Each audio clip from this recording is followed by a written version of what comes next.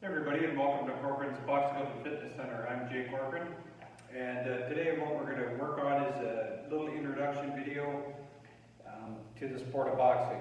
So we're just going to give you some basics, whether it be that you've joined our club for the fitness or the youth program or a regular boxing program. This is a video that we send out to people to give you kind of what to expect and give you a head start on when you come in. To help alleviate some of the stress and anxiety that comes with joining a new club. So, the first and foremost about the sport of boxing, there's a lot of misconceptions. The first being it's all about punching. Further could be from the truth. The first thing that, and anybody that's part of my regular program will understand is I'm a big one on footwork. Footwork first. Without a base, you can't throw the proper punches. So, the first thing that we're going to learn is our stance. So how we determine that is I usually ask people, are you right or left hand dominated?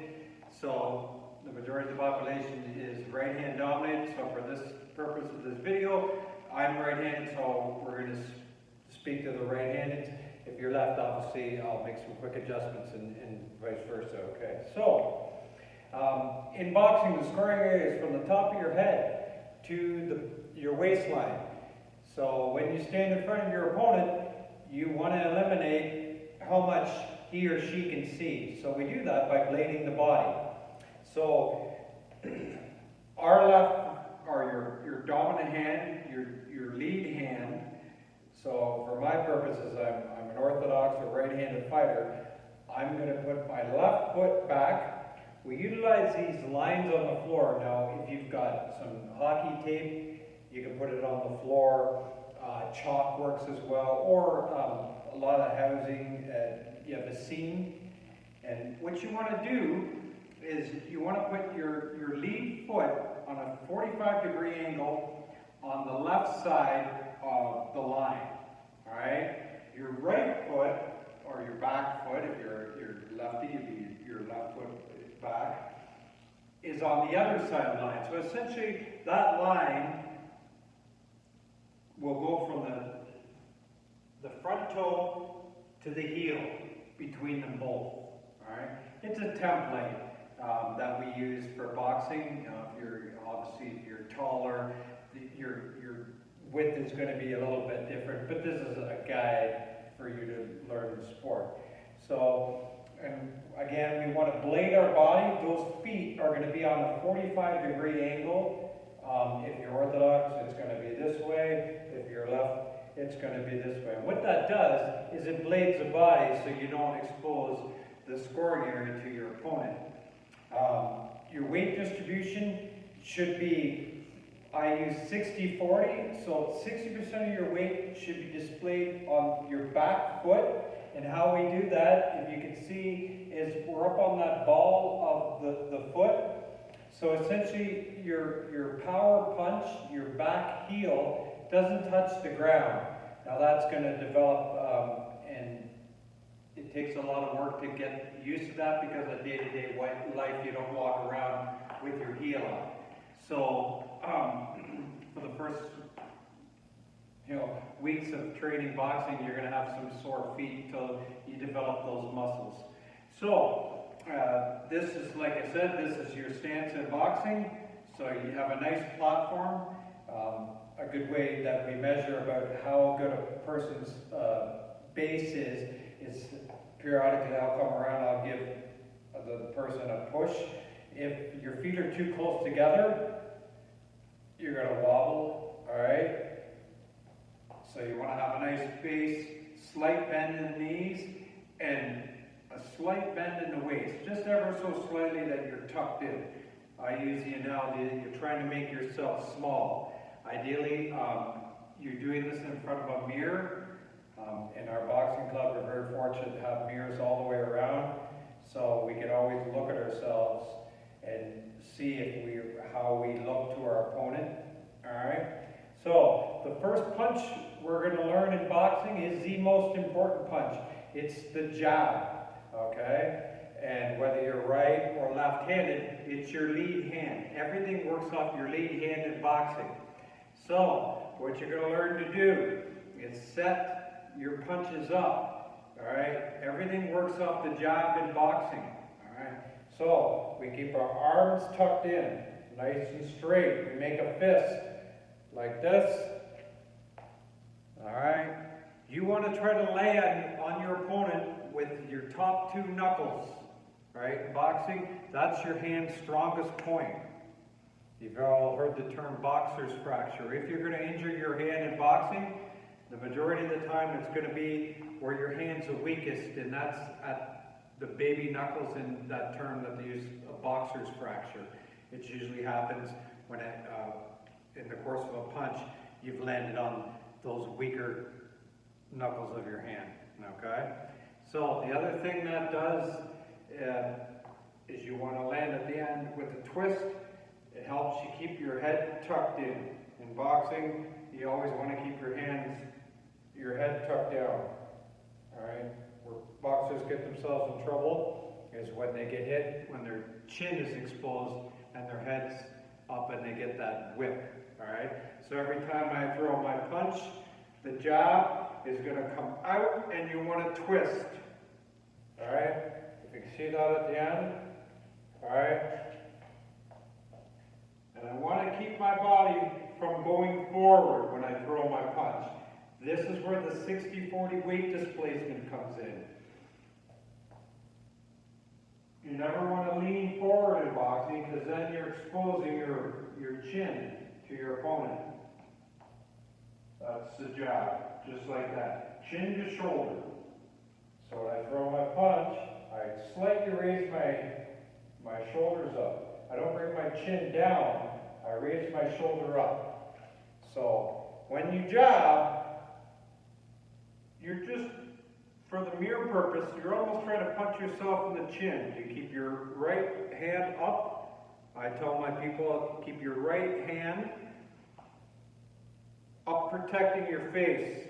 I use my knuckles and I keep my elbow straight, tight into my body, so I block any punches coming to the side. Protect your body.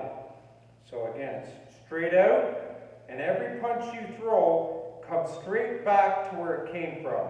So I'm going to pull my jab back, and I'm going to throw my cross, my power punch. All right, again, top two knuckles, almost thumb to the ground. All right, chin's tucked into my shoulder, and my left hand is in, not down here. Every punch you throw goes right back to where it came from. All right, so it's